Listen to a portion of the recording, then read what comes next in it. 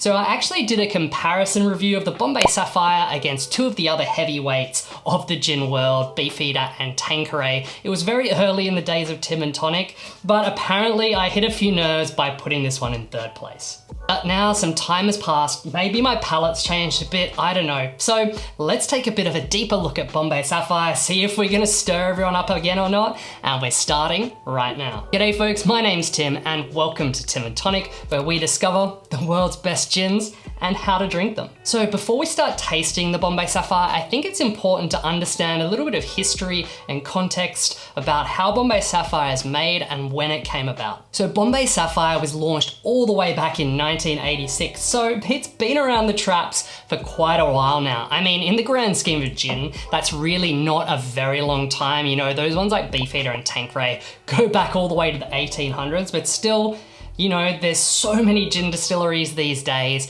Bombay Sapphire was really early days of the current gin renaissance that's going on. And you know, back then in 1986, gin really wasn't a cool thing to be drinking. It was kind of considered a bit of an old person's drink. Everyone was drinking vodka. It was all those kind of fruity, bright, artificial cocktails. Really nothing like the craft cocktail and gin revolution that we're seeing today. And that kind of premium gin sector was just completely dominated by Tanqueray and Beefeater. There really was no other options. So, you know, when they were creating Bombay Sapphire, they came up with two kind of ideas to set it apart from those really traditional ones like Beefeater and Tanqueray. The first of that being the process of making it, which is called vapor infusion. What this means is when the spirit is distilled, the botanicals are gently steamed rather than being boiled or infused or macerated directly in the spirit first. And because the botanicals don't touch the liquid spirit directly, this means you get a bit more of a subtle flavor rather than robust and full-bodied, and you capture those really kind of fragrant top notes, but none of those kind of more base notes. And you know, at the time, this is a pretty smart decision because Tanqueray and Beefeater were the complete opposite of that. And then on the other side of the fence, the super popular, you had vodka, which was no flavor at all. So, you know, they were putting themselves bang smack in the middle. And now the second way they tried to differentiate themselves from all the other things on the market was the botanicals. So what they did is they used some very exotic botanicals, even if the way they distilled them, the flavor was gonna be much lighter. They still use them to set themselves apart. You know, back in those days, Beefeater, Tanqueray, they're super traditionalists. They're only using those really kind of old school traditional gin botanicals, like obviously juniper is a given, otherwise not gin, coriander seed, licorice root, citrus peels, Angelica orris, those kinds of things. But Bombay Sapphire included two new ones. Actually, if you want to check it out, you can see them. All the different botanicals are listed on the side of the bottle right here. You can check it out, both sides of the bottle if you have one. If not, pointing to it right now.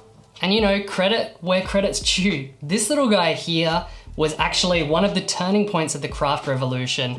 It was probably the very first gin that took gin from being that kind of old school, old people's drink into being more modern, young, dynamic, really revitalized the whole category of gin. And then, you know, after that, we get Hendrick's, which kind of takes that idea of young, exciting, dynamic to the next level from the Bombay Sapphire. So, you know, I have to give it the credit for that. If it wasn't for Bombay Sapphire, probably wouldn't be drinking gin here today. But you know, this channel is all about stripping away all those marketing buzzwords and hype and just judging it purely on taste alone. So let's give it a crack and see if it's any better than I remember. Okay, still, first thing I get, it's really light and grassy, a little bit of juniper, maybe a touch herbaceous.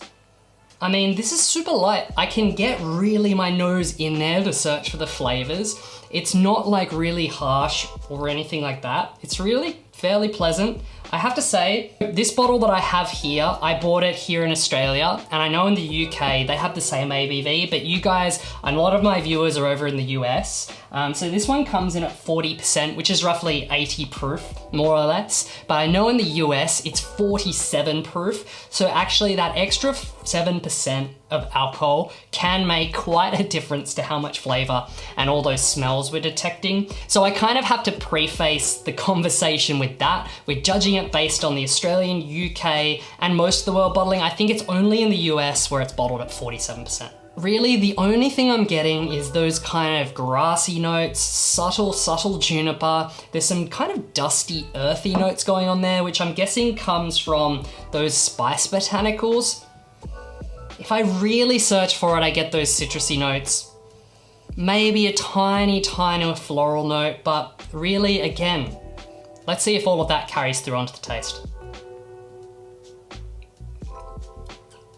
Yeah, on the taste, definitely I get a lot of those kind of peppery notes, a little bit floral, it's kind of green, vegetal, but again, it's all subtle and it disappears quite quickly. Bombay Sapphire seems to fall into one of two camps. There's people who are super devout and absolutely love it, and there's some people that really don't like it at all.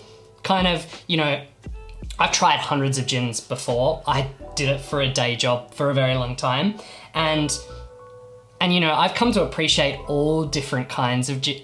I come to appreciate gins whether it's my personal preference or not. So I see why people fall into the two categories. You know, it's very easy. It's very approachable for those people that love it. There's not a lot going on here, so it's not going to offend too many people on that side. But on the other side of the camp, I think what people don't like about it is on the finish, that real kind of bitter, earthy note that I'm getting. Yeah, there's this really bitter kind of note on the finish, which I can see could be a bit off-putting to some people. I think definitely tasting it neat, I lost a lot of the aromas that I smelt. You know, I get the pepperiness, I get the herbaceousness, the grassiness, but the citrus notes are completely gone. The floral notes are there too, but yeah, it did lose a few flavors compared to the smell. Now for this review, I'm really gonna put this gin through its paces. Let's try it in a mixed drink. All those people that ripped into me for not liking Bombay Sapphire the first time around, they kind of were telling me it's a martini gin. So, you know, and I'm guessing most of you are not drinking gin neat anyway. So let's make a martini, stick around and give it a taste.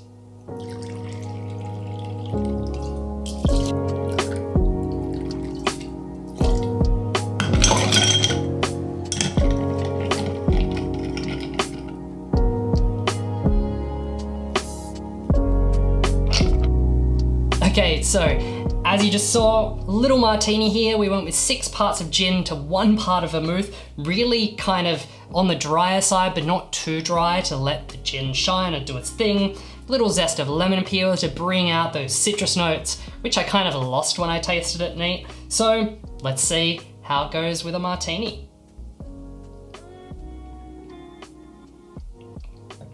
I'm gonna be brutally honest here. I think even 6-1 for Bombay Sapphire. I can taste more of the vermouth than I can of the gin. I mean, it's definitely there. It's not bad, it's nice. It's very smooth, if you want to call it that. Very easy drinking. I think the martini in the colder temperature does a good job to get rid of that kind of earthy bitterness. But I think it kind of makes it even more of a neutral flavor. I don't know. Like, it's just light, delicate, easy drinking. It's a solid martini, like if you judge it as a martini. There's nothing bad about it. So I've actually got some more thoughts and opinions now, I think, on the Bombay Sapphire, but I'm gonna leave that until the end because I know what all you guys are thinking right now. If I don't make it in a gin and tonic, I haven't really completed this test. After all, most gin across the world is drunk in a gin and tonic, so let's clear the table and make a gin and tonic with Bombay Sapphire.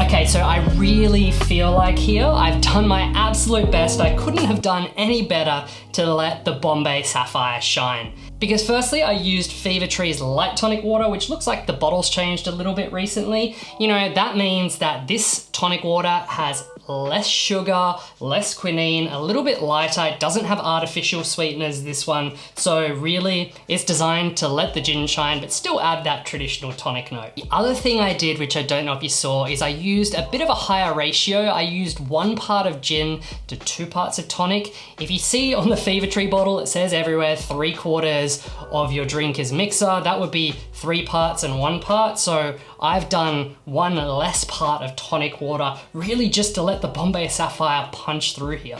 And a little slice of lemon, again, to bring in that citrus element that's in this gin already. So nothing should go wrong here. Like, it's a classic tonic water. It's a little bit lighter. We've got a classic garnish, which is one of the botanicals in this gin. If it doesn't work, well, then I quit. I quit YouTube. So let's give it a taste. Definitely here, doing that kind of different ratio and the different tonic water was a smart move. I can actually taste the Bombay Sapphire, which is really, really good. But honestly, it's not doing an awful lot for me. The one thing I will say though, that I really love about the Bombay Sapphire in a gin and tonic, which is I think why people love it so much, is that even at this higher kind of ratio, it's perfectly balanced. Like, I taste the gin, I taste the tonic. The bitterness of the quinine is almost gone completely. The gin has just completely balanced it out. I guess if there's any saving grace for this, that is probably it, is it probably makes one of the most approachable gin and tonics you could possibly drink. Yes, it is very well balanced. The Bombay Sapphire and the tonic kind of level each other out, but then there's nothing more than that. I don't get any nuance of flavors or anything like that. It's just something you could sit, smash thousands of them, uncomplicated, and that's it. The flavors that I do still get from the Bombay Sapphire is that kind of grassy, herbaceous, vegetal, slightly earthy note. The pepperiness is completely gone. The floral notes, almost non-existent, and the citrus, I think only there because I added the wedge of lemon. So yeah, I mean, if you want a gin that you just don't have to think about, that really is just easy in a gin and tonic, yeah, Bombay Sapphire is good for that. Anyway, let's do a little bit of a cleanup because it's time to talk about my final thoughts and the final verdict of Bombay Sapphire. Okay, before I do that though, the hard and fast facts. The bottle I have here is 700 mils. We're talking 40% alcohol, but like I said, in the US, 47% alcohol, but I've tasted the 40% version today. Also, price-wise, $45 if you're here in Australia, or around 20 pounds if you're in the UK, and I think it's a little bit more than that in US dollars, around 23 to 25 US dollars. Now, in all brutal honesty, my opinion since the very first review really hasn't changed an awful lot. And maybe I didn't make it clear when I did the first review, but I never said that this is a bad gin. I never said it's awful. I never said it's terrible. I didn't, I don't know, murder someone's cat or something. Like, you know, it has its place in the market. It did its job back in 1986. And still does its job today, you know. For people who are new to the category, yeah, great. It's pretty inoffensive, easy drinking. You know, most people, except for those small few who absolutely hate it with a passion, they're not gonna have some revolting reaction to it. The juniper's not as upfront, that little bit of earthiness makes it interesting. You got a little tiny bit of citrus and floral notes, you know, to make it interesting as well. So yeah, there's nothing wrong with it, it's completely fine. And at the end of the day, it's all personal preference, so do with this review what you will. And you know, back in the 80s, it did its job, that perfect halfway step between gin and vodka. And I kind of feel like Bombay Sapphire just trade on that old reputation, and now, for the money, or even just maybe a little bit more, there's so many better gins if you compare it to other gins, being gin, being, you know, full of botanical flavors that you can get on the market. And I really think if you want a gin that's light and easy drinking and approachable, then even so, there's probably still better gins now on the market than Bombay Sapphire. And I've talked about it this whole review because it was one of those pivotal gins, but Hendrick's, in my opinion, is better than Bombay Sapphire. It's a tiny bit more expensive, I think, but you know, it's still that gateway. It's very easy drinking. As long as you like cucumber and roast, you're good, but very easy drinking, very approachable kind of pathway to discovering even more craft gins that are out there. And if you're looking for big, bold, traditional, juniper forward gins, even at this price point, again, there's better options. You've got Tanqueray, Beefeater that I did in that comparison. Both I think deliver more bang for the buck in terms of flavor and gonna keep you happy if that's what you're after.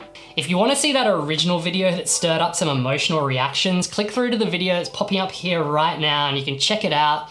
Otherwise, in the meantime, click subscribe to stay up to date with all the gin reviews on the channel. If you didn't like it at all though, just let me know down in the comments below, but otherwise, cheers guys, see you next time.